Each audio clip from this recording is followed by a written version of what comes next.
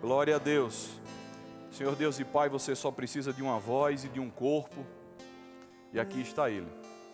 Eu decido me esvaziar de mim mesmo, eu decido negar a tudo que sei, para que você encontre um vaso desobstruído, um vaso que carrega um poder que a tudo excede, mas que tem consciência, que vem dos céus. Eu confio na unção de ensino me capacitando nessa noite. Eu confio no que você tem para fazer com nós, que não seja de mim mesmo, mas de você. Nós estamos sedentos de uma palavra. Nós estamos sedentos de transformações. Nós estamos sedentos de avivamento. E aqui eu estou, Pai, desimpedido, desobstruído. Eu reconheço, Espírito Santo, minha total dependência de você. Eu estudei, eu me preparei, mas nada disso vale se você quiser fazer outra coisa. Porque eu me coloco em suas mãos, Espírito Santo. Não há nada mais sábio, não há nada mais inteligente do que você nessa noite. Se você precisa de uma voz e de um corpo, ela está em suas mãos. E eu confio numa noite gloriosa. E que somente o Senhor seja glorificado nessa noite. Que somente Ele seja feito Senhor. Que só Ele seja feito Deus. É assim que eu creio e cremos comigo. Em nome de Jesus, amém. Gente, obrigado, boa noite. Meus irmãos, vocês podem sentar. Como é de costume, eu estou tremendo. Obrigado por isso, Espírito Santo. Porque mais uma vez o meu corpo entende que eu dependo completamente de você. Essa água é só para dar uma tapeada. Mas isso faz parte. Amém? Eu vou começar dizendo que, para quem não me conhece, eu me chamo Gustavo. Sou casado com essa linda mulher ali, que tem nome Elaine. Nós temos 3 filhos. Gustavo filho, Júlia e Helena. E nós fomos resgatados, transformados aqui, nesse lugar, num culto, alguns anos atrás. E sabe, nós temos uma obra maravilhosa, chamada Encontro de Casais. Se você não fez ainda, você precisa gerar expectativas para isso. E uma das grandes coisas que o Encontro de Casais proporciona é que, naquele ambiente, eu não posso falar muito, você entende, mas o casal é tratado. Não é encontro da família com Cristo, é o encontro de casais com Cristo. Porque algumas coisas precisam ser mostradas ao casal. E nós vamos entender a importância disso tudo hoje. Eu queria lembrar a vocês, para treinar o seu coração, em Efésios 5,15, você não precisa abrir agora, eu vou dizer na hora que você precisar abrir, mas Efésios 5,15, 17 diz assim: portanto, sejam cuidadosos em seu modo de vida, não vivam como insensatos, mas como sábios. Aproveitem ao máximo todas as oportunidades nesse dia mau. Diga assim, oportunidade. Olha, e preste atenção o que significa oportunidade. Uma oportunidade é vista como um acontecimento oportuno, capaz de melhorar o estado atual de um indivíduo, numa situação que traga novos benefícios. Então eu queria que você alinhasse o seu coração, esquecesse desse vaso que vos fala. Essa é uma oportunidade que você pode transformar a sua vida, que você pode transformar o seu casamento, porque a palavra vai ser ministrada, o Espírito está entre nós, e se você não deixar nada roubar a sua atenção, se você aproveitar essa oportunidade, eu tenho convicção que você vai passar pelaquela porta transformado, amém? Vamos lá. Gente, alguns anos atrás, e eu vou falar só de mim, eu dizia assim: eu sou católico, apostólico, romano, não protestante. E aqui eu não estou fazendo nenhum tipo de comentário da religião. Eu estou falando de mim, Gustavo, ok? Alguns anos atrás eu dizia: qual é a sua religião? Sou apostólico, católico, romano, não praticante. Alguns dias atrás eu estava num determinado local e tinha umas pessoas e foram perguntadas também a religião delas, e eu vi várias pessoas dizer a mesma coisa. Isso me chamou a atenção. Eu sou católico, mas não sou praticante. Sabe, gente, a gente está vivendo um tempo que a gente precisa ter muito cuidado de não estar dizendo eu sou um cristão não praticante. Não, Gustavo, mas eu não vou dizer não, mas a sua vida talvez diga. Nós precisamos ter muito cuidado de não deixar a nossa vida e as nossas atitudes dizer eu sou um casal cristão não praticante. E se você é um casal cristão, se você imaginar que as suas atitudes, as minhas atitudes, remetem a dizer que você é um casal cristão não praticante, você também vai dizer, nós somos uma família de crentes não praticantes. E nós todos precisamos ter cuidado nisso. Nós precisamos ter cuidado, eu não estou dizendo, mas talvez esteja vivendo. E a grande questão de tudo isso é que, quando você fala de ser um casal cristão, você já entende que existe uma outra pessoa. E tudo aquilo, gente, que precisa crescer, se desenvolver, que precisa estar grande, que precisa avançar, seja qual for a área, desde a mais simples à mais complexa, precisa de uma base. Deus sabia de tudo isso, que quando pensou em família, fez a base. Criou Adão, viu que a base ia ficar capenga e criou Eva. E nesse instante, uma base foi criada. Quando Deus pensou em família, pensou nessa base. E a eles deu a incumbência de se multiplicar. Mas a base foi criada. E eu queria chamar a sua atenção de que essa base, hoje eu vou chamar ela de base natural.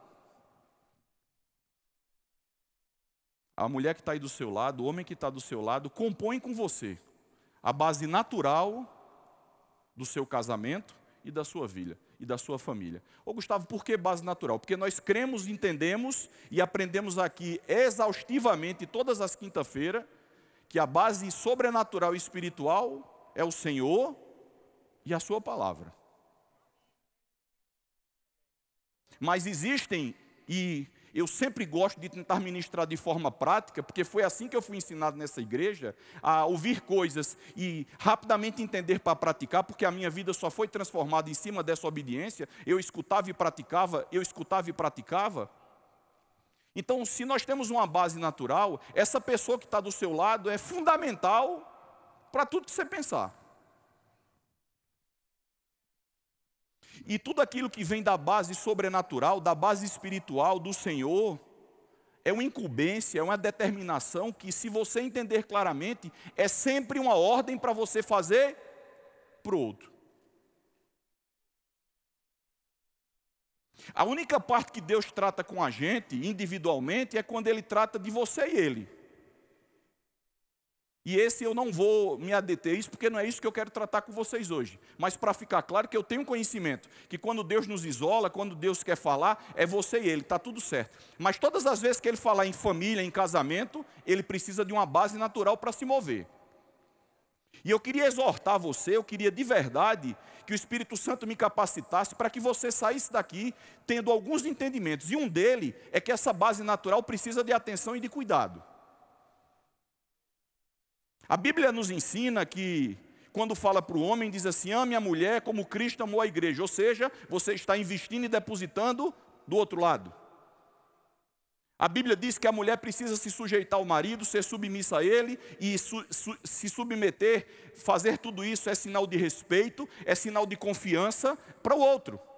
Você entende que a base sobrenatural toda hora nos ensina sobre casamento é dizer: ei, aposta no outro lado. Para que essa base natural tenha firmamento. Para que essa base natural possa ir mais longe. Porque eu sei o que eu vou fazer. Eu sei o poder que eu tenho. Eu sou Deus. Mas eu não posso me mover. Eu não posso te abençoar. Eu não posso fazer vocês andar se você não entender que você precisa cuidar do outro lado. Sabe, meus amigos, ao longo dessa pequena caminhada cristã, uma das coisas que eu aprendi é que quando as turbulências vêm, quando os problemas vêm, quando as coisas começam a acontecer, eu paro e Elaine, acho que Elaine já sabe que isso é um jargão, mas eu digo todo dia: Elaine, calma, a gente precisa cuidar da gente. Se a gente não cuidar da gente, Elaine, a gente não consegue resolver. Nós temos que estar fortes, Elaine. Calma um pouco. Vamos comer uma pizza, vamos conversar, vamos sair desse ambiente agora, mas nós precisamos cuidar um do outro, Elaine. Porque se a gente não estiver forte, se essa base natural não estiver alicerçada e se cuidando e se tratando bem, todos os problemas que vierem vão ficar muito maior do que eles são. Porque é vocês dois que vão ter que resolver. E Deus só vai poder se mover quando essa base estiver estabelecida. Eu creio em coisas travadas, eu creio em coisas que não acontecem na vida do casal, porque Deus simplesmente olha e diz assim: eles não sabem nem para onde tem que ir. Eu creio em coisas que estão paralisadas na vida de casais, que inclusive pode ser na minha, porque eu sou o primeiro a ouvir, que não acontece ainda, porque eu disse assim, vocês ainda não entenderam que vocês são base. Vocês ainda não decidiram quais são os sonhos, os projetos, vocês não estão aliados, vocês ainda não aprenderam a se tratar da forma correta. E enquanto isso não acontecer, não vai do céu, porque talvez eu cause um problema para você. Quantos sabem que um caminhão de gente recebe Mega Sena, prêmio da loteria, e depois fica tão pobre quanto estava antes? Porque, sabe, recebe a bênção, mas não sabe se mover, não sabe fazer, não estuda, não procura um aconselhamento, não procura entregar aquele dinheiro que você não tem habilidade de mexer a uma pessoa que tem capacidade. A bênção chegou, a mudança de vida era para acontecer, mas você está despreparado. A mesma coisa com a base natural. Enquanto nós não entendermos na essência que o segredo do sucesso de um casamento é essa base natural, não, Gustavo, é Deus, eu sei, mas Ele só vai se mover se você se alinhar.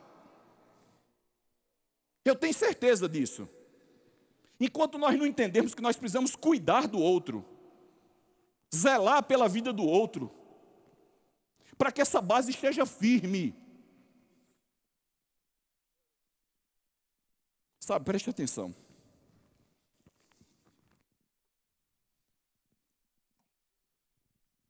Preste atenção.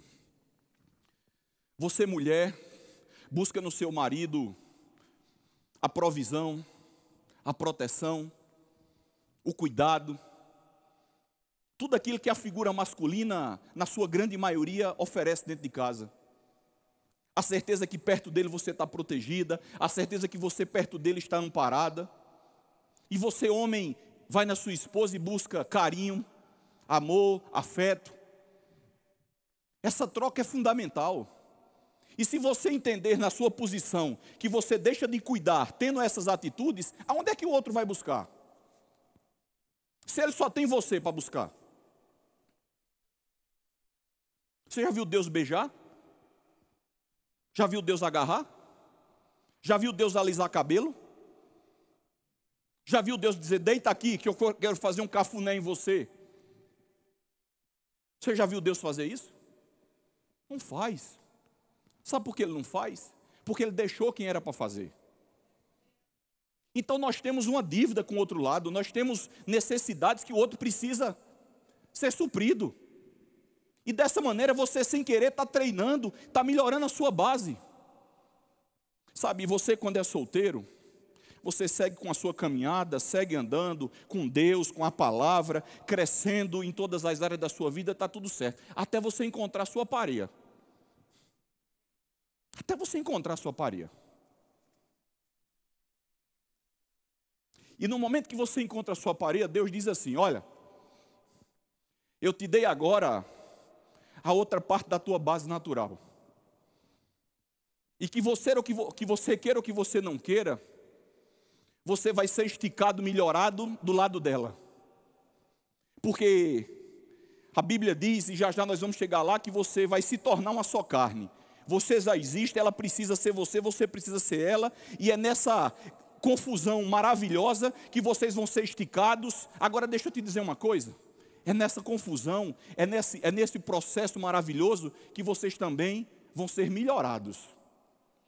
Porque a pessoa que você ama do lado não é igual a você e você precisa trocar algumas coisas, ser esticado em algumas coisas, ceder algumas coisas, entender que o outro lado é importantíssimo e nesse processo Deus vai tratando com vocês. Dificuldades vão chegando, as coisas vão se levantando e Deus vai dizendo, vai em frente, confia em mim, faz o que eu te disse, investe na outra base e você vai ser esticado, mas você vai ser melhorado. E quando eu entender que você está melhorado, eu vou te dar filhos para que você melhorado possa criar. Para que você melhorar, possa educá-los, ensiná-los, porque isso é um grande processo, porque eu amo família, é assim que funciona, gente. Você se torna melhor para poder tomar conta do que Ele vai te dar. E quem vai te treinar é a tua base, é o outro lado da base. A Bíblia diz em Gênesis 2 que deixará o homem pai e sua mãe e vocês se tornarão uma só carne. Todas as versões que eu estudei só fala no futuro, se tornarão uma só carne. Você entende que você, quando casa, não já está tornado? Você entende isso? Que existe um processo?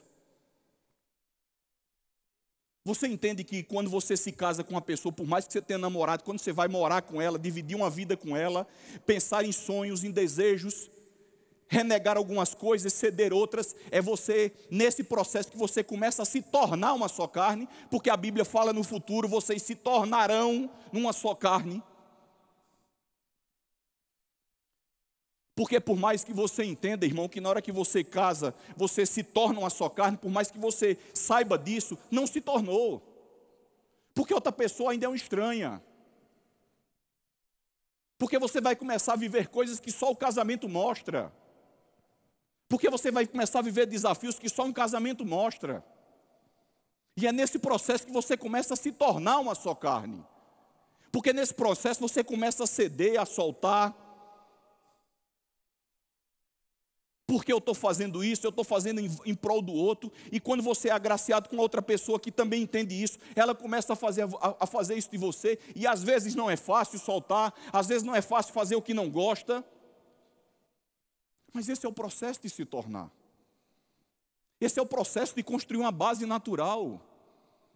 E se você de verdade sair daqui sem entender isso, que você precisa cuidar do outro, entendendo que sem ele não tem base. Que sem o outro lado não tem base, Deus não pode se mover. Se você entender de verdade,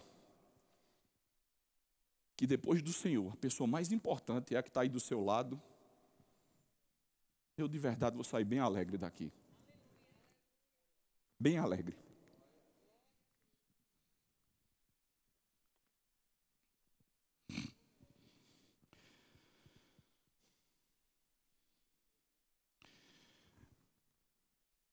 Você também não precisa abrir, você vai abrir já já, mas eu quero te lembrar de alguma coisa. Em Eclesiastes 12, 13 e 14, diz exatamente assim, presta atenção. Deus nos prova que você vai ser cobrado pelo que é ensinado. Olha o que ele diz. Agora que já se ouviu tudo, aqui está a conclusão.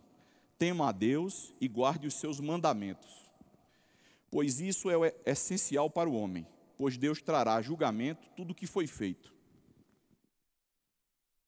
Esse versículo está dizendo a mim e a você que tudo aquilo que você aprende aqui nesse culto, tudo aquilo que você aprende sobre família nessa igreja, e você não pratica, e eu não pratico, você vai ser cobrado por isso. Porque enquanto você estiver no desconhecido, Deus ainda tem misericórdia de você, mas depois que foi ensinado, acabou. Ô Gustavo, mas deixa eu te dizer uma coisa, Gustavo. Esse troço dá trabalho demais, esse negócio do caba se esforçar para fazer. Esse negócio de ter que fazer dá um trabalho. Deixa eu te falar uma coisa. Você já imaginou se o apóstolo Paulo pensasse como a gente está pensando? Que toda dificuldade ele desistisse? E você nunca passou 24 horas boiando no mar, você não andou em 3 navios que afundou os 3, você não levou não sei quantas chicoteadas, você não apanhou de todo mundo, nada disso você passou. Mas você imagina se Paulo dissesse assim, realmente está difícil. Você imagina o que é que tinha restado da Bíblia? Você acha que ele encontrou dificuldade, irmão? Você acha que ele, em algum momento, teve que mudar os planos? Em algum momento, ele não teve que fazer ajustes? Em algum momento, ele não teve que trocar rotas? Em algum momento, ele não teve que ceder em prol de alguém? Você acha que não foi assim? É porque essa é a fórmula correta. Qualquer que seja a necessidade de crescimento, essa é a fórmula. Porque é nesse processo que você vai crescer. É nesse processo que você vai melhorar, que você vai ser esticado. Só que você tem que entender que aquele que dá a missão não vai te abandonar. Então você acha que Deus abençoou o seu casamento, lhe dá uma mulher e ele diz assim, agora nas dificuldades tu toma conta sozinho. Ele ama a família, gente. Sabe, a missão, em qualquer que seja a simbologia, o conceito dela, nada mais é do que um propósito estabelecido. E sabe qual é a nossa missão como família cristã, como casal cristão? Cumprir com os princípios bíblicos, para que a gente seja exemplo para um mundo destruído. Então a gente precisa ter muito cuidado de dizer, eu sou um casal cristão mais ou menos praticante. Porque se a gente como família não for exemplo, aonde é que o mundo vai pegar exemplo? Se a gente não entender que a nossa missão como família é antes se tornar um casal cristão, para depois constituir uma família cristã, e a gente viver os conceitos, os princípios bíblicos, se esforçando sim, batalhando sim, mas existe uma diferença, não é quando o milagre vai, não é se o milagre vai acontecer, é somente quando, porque ele vai acontecer. Agora deixa eu dar uma pincelada, eu já disse isso aqui uma vez, eu vou dizer de novo. Deixa eu dar só uma pincelada em você, para você não errar como eu errei. Eu vou repetir de novo. Quando eu entrei aqui com o meu casamento acabado, fracassado, a primeira palavra que eu vi foi de Tadeu, e ele disse assim, ó, esquece o outro e faz só a tua parte. Se preocupa só com tu. E no meio de tudo isso, esses anos foram passando, e há alguns anos atrás eu esqueci isso. Aí eu fui orar. Senhor, muda Elaine, Senhor, faz Elaine esquecer isso, faz Elaine entender assim, bererê, barará. No mesmo dia, quando eu fui almoçar, meu filho mais velho, papai, porque Júlia é isso, Júlia é aquilo, o senhor tem que falar com Júlia, ela não pode ser assim, ela não quer me dar isso, porque é desse jeito. Eu disse, ei, amigão, o pai de Júlia sou eu, por que é que você está dando ordem? Aí o Espírito Santo armou a mueca assim e deu na minha barriga. Disse, é engraçado, com Júlia que você é o pai, é assim. E com Elaine, se eu sou o pai dela, o que é que você tem que estar me ensinando? Então, gente, o milagre vai acontecer quando você decidir individualmente fazer a sua parte. Você não tem poder de convencer o outro. Esse poder é do Espírito Santo. Agora, isso só quem pode fazer é milagre. Só que deixa eu dar uma notícia a você que você ainda não sabe, a revelação da noite. O impossível se submete a Deus. O impossível nasceu para ser submisso ao Senhor. Porque Ele é o Deus do impossível. Então, se você fizer a sua parte, o impossível, deixa com Ele. Faz só a sua. Para você não levar esse murro que eu levei do Espírito Santo. Porque dói. Agora preste atenção. Gustavo, é difícil. Eu já lhe dei o exemplo do apóstolo Paulo. Vamos lá. Agora eu quero que você abra Mateus 25. E eu quero que você preste atenção. Acredito que eu fiz de tudo para trocar a palavra, viu, velho? Mas não deu. Eu fiz de tudo. Então vamos lá.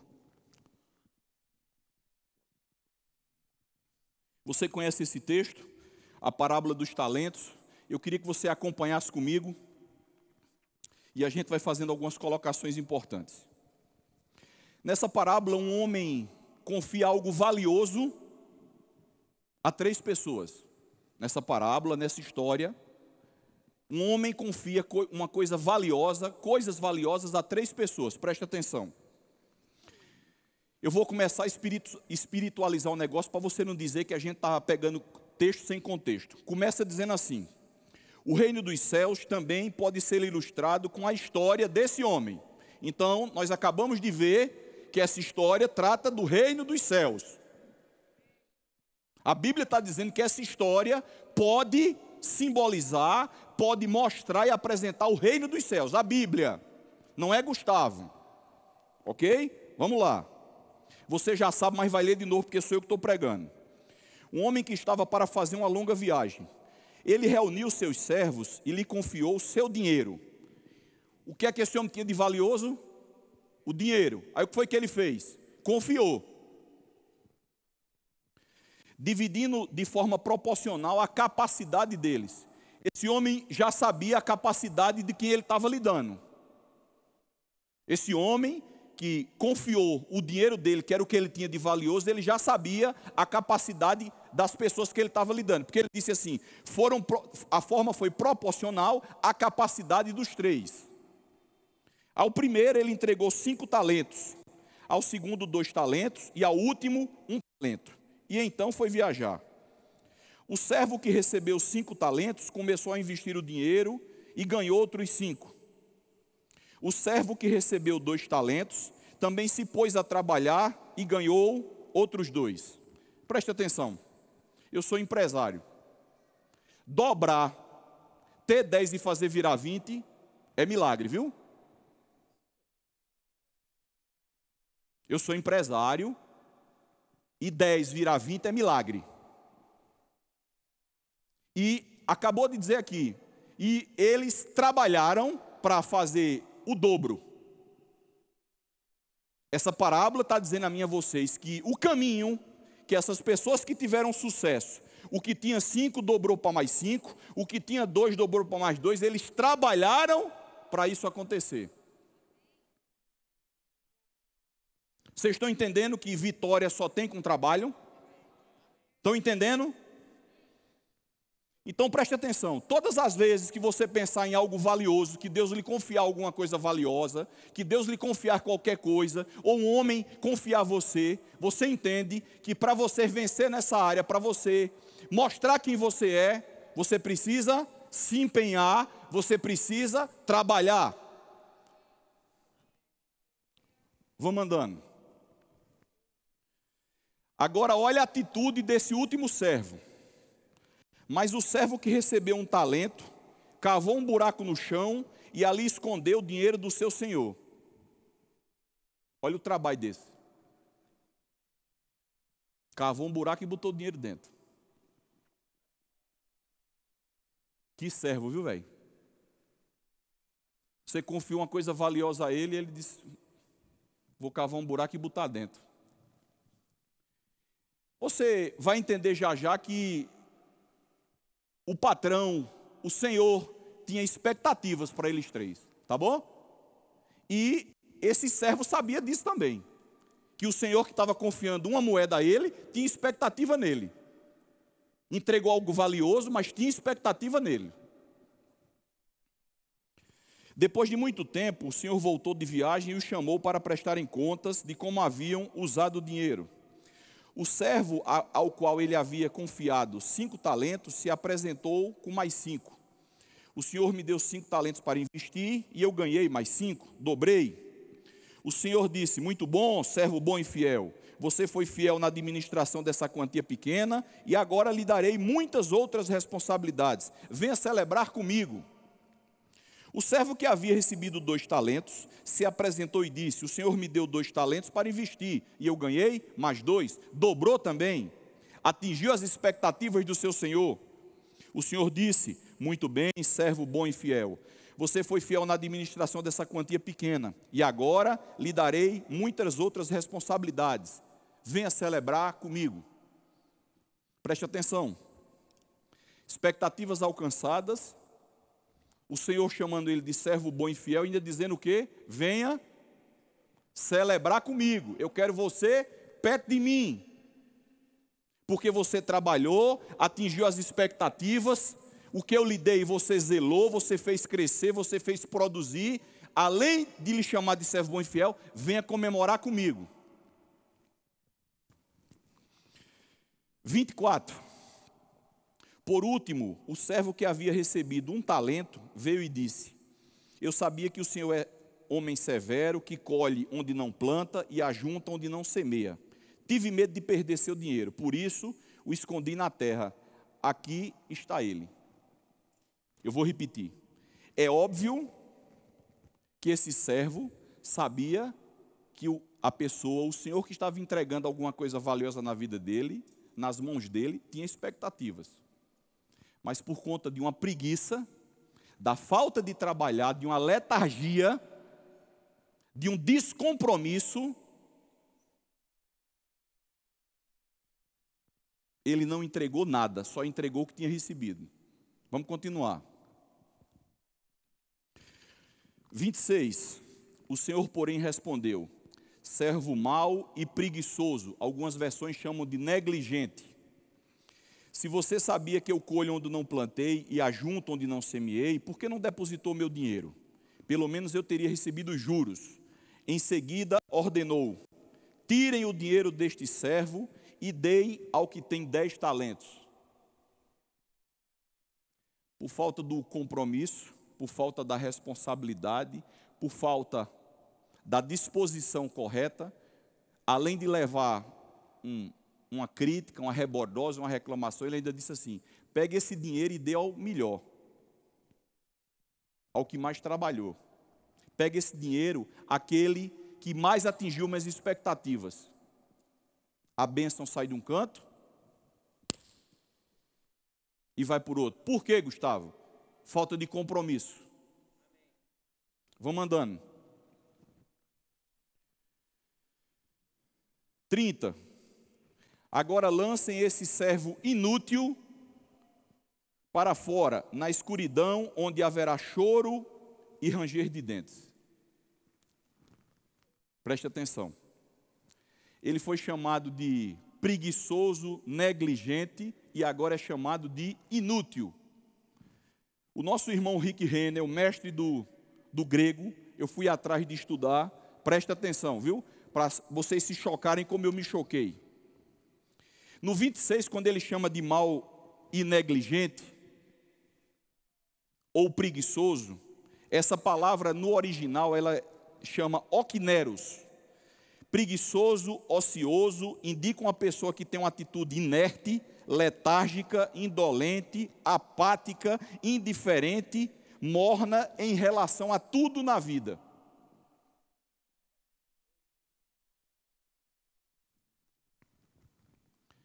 Preste atenção. Esse foi o cara que, quando o Senhor entregou algo valioso na vida dele, algo que ele tinha expectativas, não fez nada. Foi descompromissado, preguiçoso, morno, letárgico. Aí o Senhor chamou ele de negligente, de preguiçoso. E essas palavras é a que eu acabei de dizer a você. Vou piorar. No 30 ele chamou ele de inútil.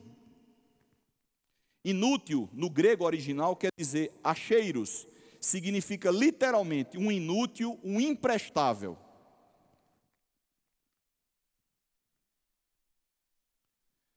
Palavras fortes que expressam a intensidade de Jesus quando ele se depara com servos que, quando ele entrega algo valioso, não tem compromisso.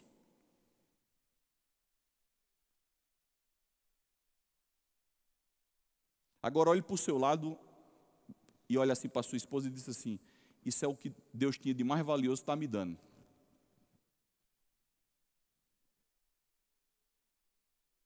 Aí você decide, irmão, depois de escutar isso, se você quer ser o servo 1, o 2 ou o 3.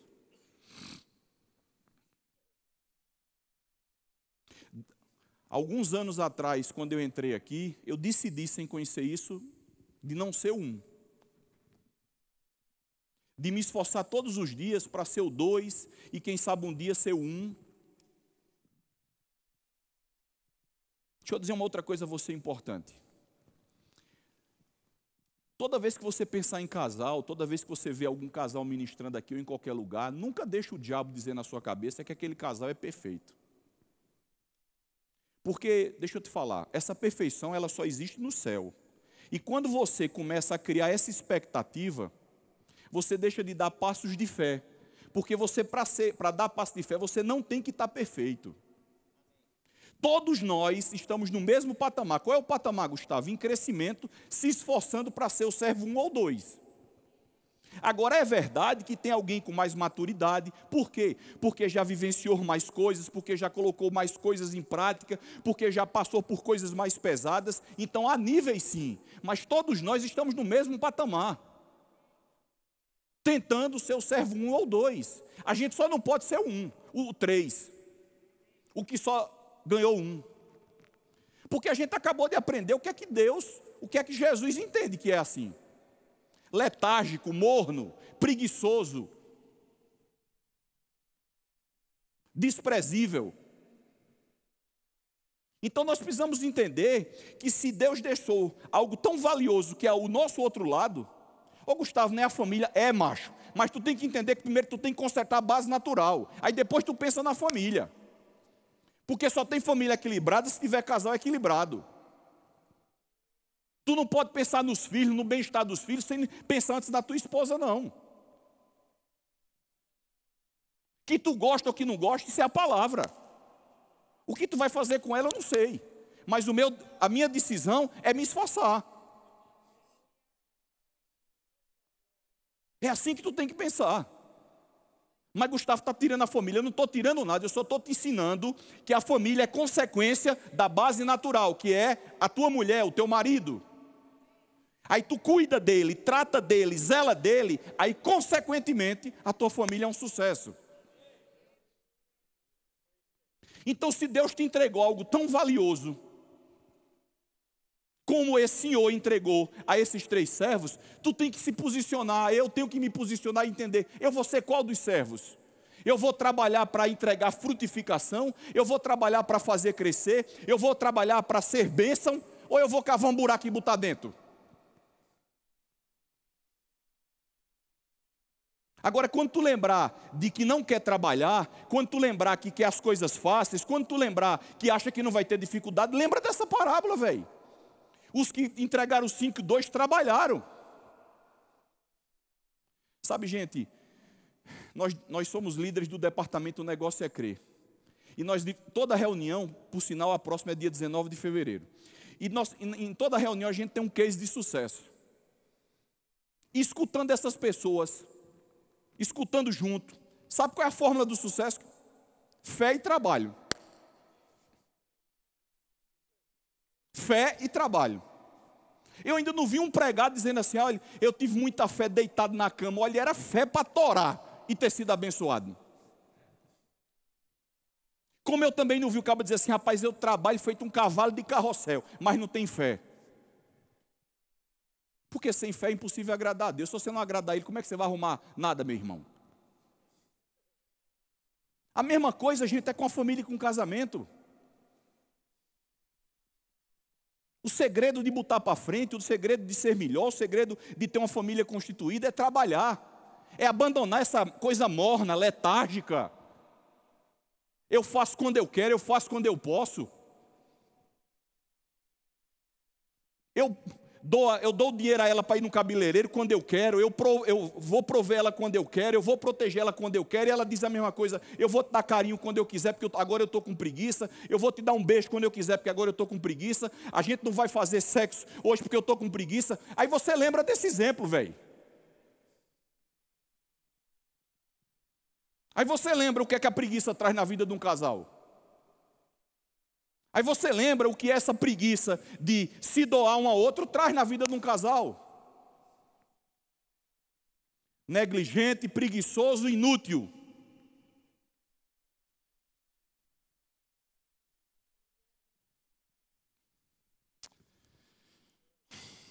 Por que, Jesus? Por quê?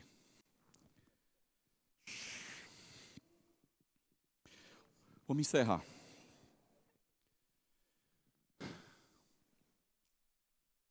Como mestre, vou recapitular para você não sair daqui esquecido.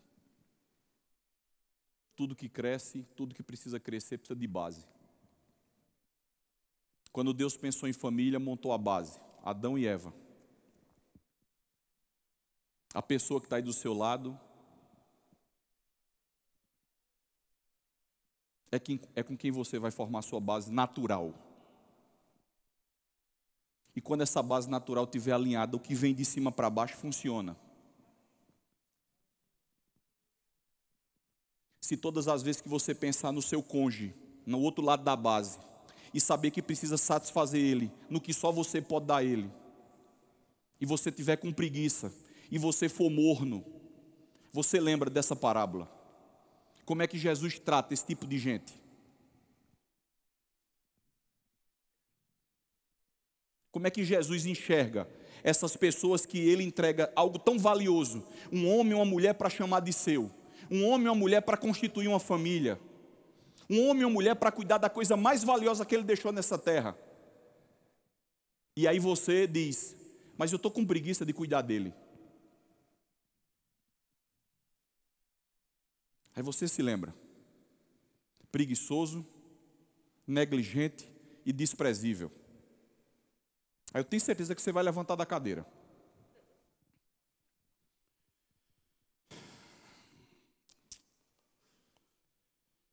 Aleluia.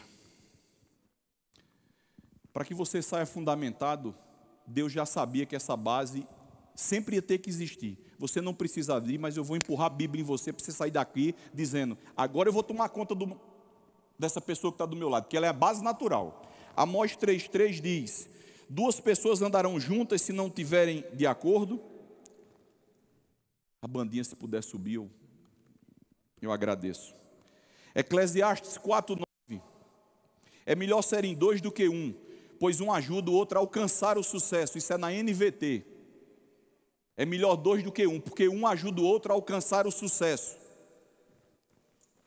Salmos 133,3: ali o Senhor pronuncia sua bênção e dá vida para sempre. Às vezes a gente ministra esse negócio e para. Aonde há unidade, aí o Senhor ordena a bênção. No final do versículo diz: e dá vida para sempre. É tão importante quanto a unidade.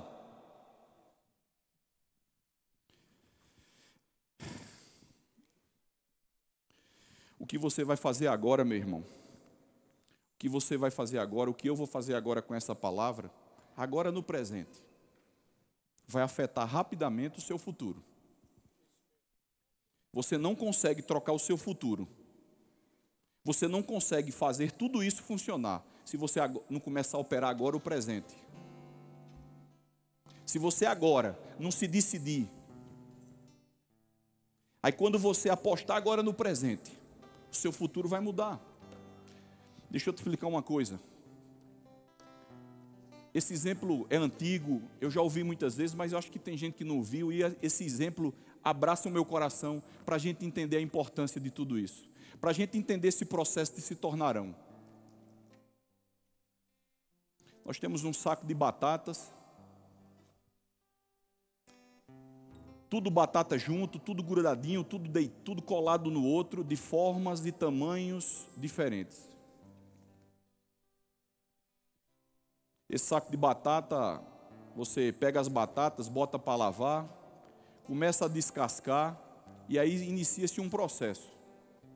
Você começa a descascar as batatas, as pelancas vão saindo, as crecas vão saindo, a mentalidade egoísta vai indo embora, a mentalidade do eu vai indo embora, e o processo acontecendo. Quando você menos espera, com aquelas batatas já todas descascadas, já sofreram um desgaste, a primeira camada saiu, as primeiras crecas foram embora, a crosta foi embora, elas são jogadas dentro de uma panela com água fervente. Quando você pensava que o processo tinha acabado, agora é que vai começar a pegar fogo. Quando você pensava que tinha sido só isso, vai piorar. Você é sacudido nu, sem casca, dentro de uma água fervendo. E depois de um tempo dessa água fervendo, você vai ficando molinho. O coração que era duro fica mole. A sua brabeza se acaba, que é mais brabo do que eu não tinha. A sua brabeza vai indo embora, porque você vai ficando molinho. Os problemas, as angústias, a necessidade de conversar, a necessidade de enfrentar problemas. E quando você menos espera, todas elas começam a ser machucadas. E você diz: estou morto. Quando eu pensei que tinha acabado, agora vão me machucar. Aí você começa a ser machucado. Você acabou de vir de água quente, está mole, e agora lá machucado. Essa é a última etapa. Todas as mulheres e os bons cozinheiros sabem que o resultado disso é um purê.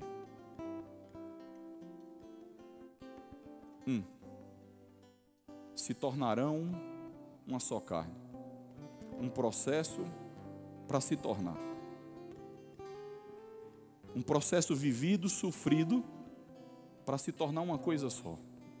Nesse instante, ninguém sabe quem é A, quem é B, qual é a batata maior, qual é a batata menor. Se me vê falar, não sabe se sou eu que estou falando ou se é Elaine, porque os pensamentos alinharam. Se escutar ela falando, não sabe se é ela ou se sou eu, porque sai da boca dela as mesmas coisas, porque nós somos um, nós conversamos em casa, nós já sofremos muito, nós entendemos que o fruto disso é a unidade. E quando alguém escuta, mas rapaz, parece que eu estou vendo Elaine falar, rapaz, mas parece que eu estou vendo Gustavo falar. Você se tornou um, mas passou por um processo. Você foi esticado, trabalhado, mas você se tornou um. E aí tudo aquilo que Deus promete como base sobrenatural começa a acontecer. Deixa eu dizer uma coisa a vocês. Nenhum de nós está livre dos problemas. E alguns deles são pesados. Mas se você hoje decidir, se você hoje colocar em prática a habilidade de trabalhar e se esforçar para cuidar da outra base, e ela fizer a mesma coisa por você, o problema nesse instante começa a diminuir. Porque vocês se tornaram um. Filha, suba aqui. Eu queria que vocês ficassem em pé, eu queria que a bandinha ficasse pronta aí. Vamos, como diz o amigo Luciano Subirá, para parecer que está perto. Eu queria que vocês ficassem em pé, essa aletinha está dedilhando, e eu queria que vocês escutassem o que eu vou falar. E meditassem em tudo que a gente ouviu agora. Talvez seja uma grande oportunidade agora, de você começar a praticar o ser um.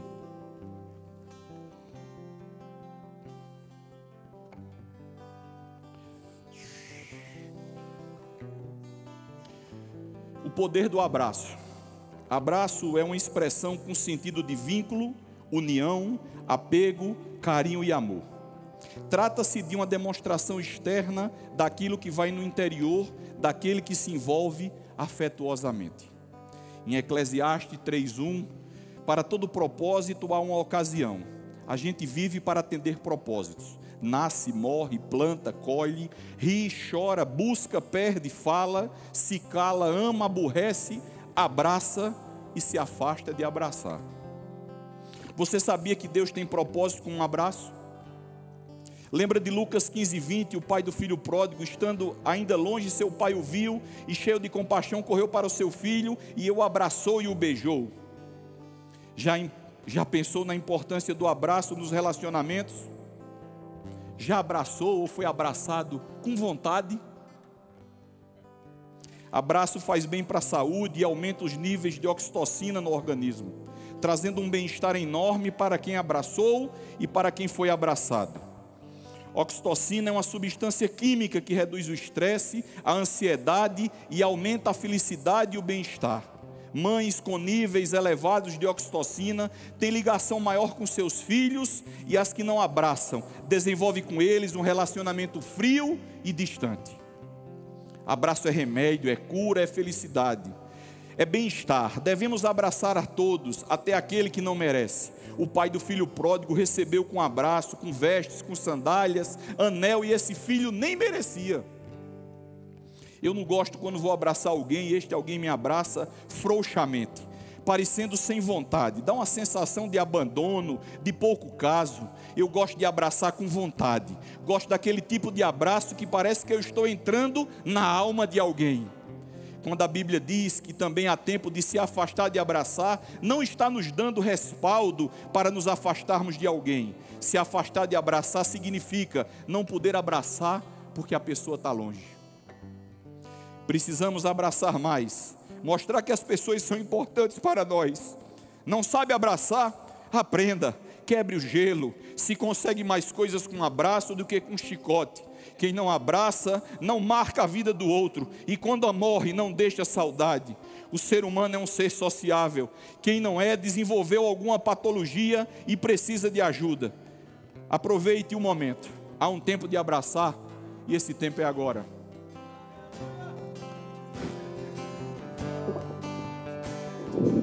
Minha família é um projeto que nasceu no coração de Deus. Na minha casa Ele coloca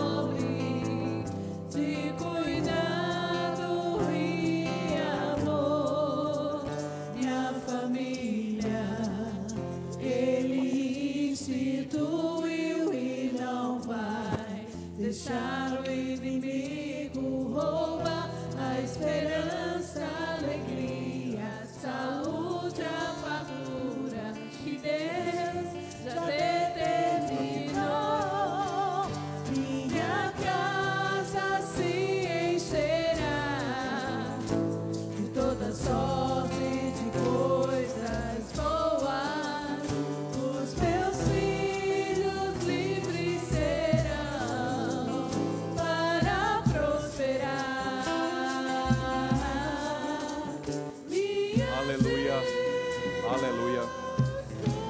Eu tenho convicção que você conseguiu entender a importância dessa pessoa que está do seu lado. Eu tenho convicção no meu coração que você vai tratar a base natural de uma outra maneira. Mas se você está aqui nessa noite, e se essa palavra encontrou lugar no seu coração, e que você deseja essa transformação na sua vida, e que você deseja que tudo isso aconteça de verdade, e que você necessita de tudo isso dentro da sua casa e não sabe como, eu vou te dar um conselho. A primeira coisa que você precisa fazer é aceitar Jesus como Senhor e Salvador da sua vida. Você precisa chamar Ele para perto.